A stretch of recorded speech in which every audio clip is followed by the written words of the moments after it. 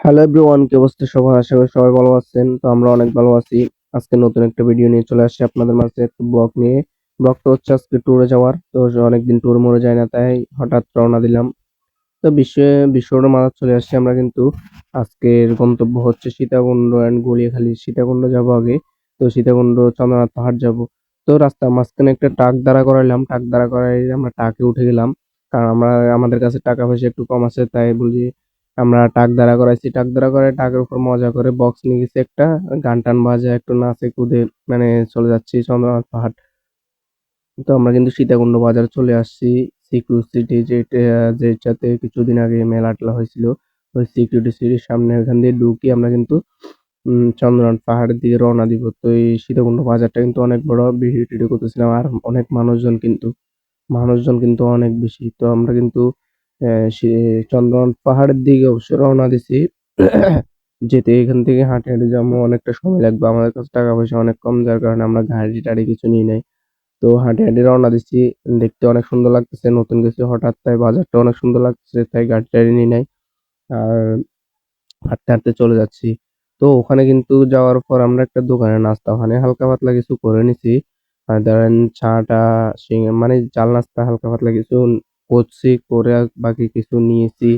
মানে উপরে উঠলে তো ওখানে অনেক দাম দোকান টোকানে, তাই আমরা মানে চন্দ্রনাথ পাহাড়ের কাছাকাছি, খুব কাছাকাছি চলে আসছি।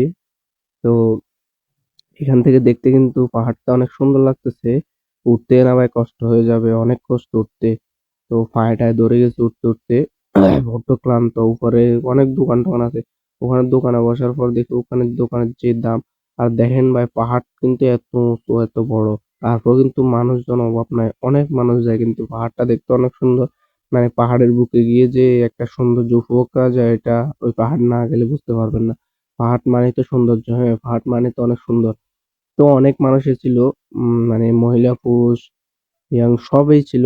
দেখতে অনেক সুন্দর, তাই সবাই গিয়েছে। উঠতে কষ্ট হলে কি হয়েছে, আমি এই অল্প কিছু উঠতে উঠতে উঠতে উঠতে পাটা ধরে গেছে, অনেক ক্লান্ত হয়ে গেছি। মানুষজন কিন্তু অনেক দেখছেন, ট্যুরে আসছে, অনেক দূর দূরান্ত থেকে কিন্তু মানুষজন আসে এই পাহাড়টা দেখতে, বা এই পাহাড়ে মানে আসতে ঘুরতে। মানুষজন অনেক, প্রচুর মানুষজন, দেখতে তো পারছেন। আমরা কিন্তু উপর দিয়ে আস্তে আস্তে উঠতেছিলাম, একটা বাসও নিছি।